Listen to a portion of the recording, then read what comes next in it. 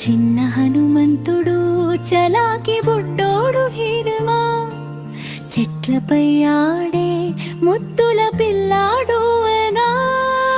రాముడు బాధలో ఉన్నాడయ్యామా, సీతమ్మ కోసం వెతుకుతున్నాడయ్యా.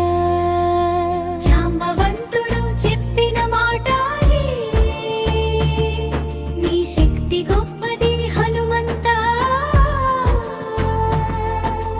రాముడి కోసం చేస్తాను నేను అన్నాడు ధైర్యంగా మన హనుమంతుడు.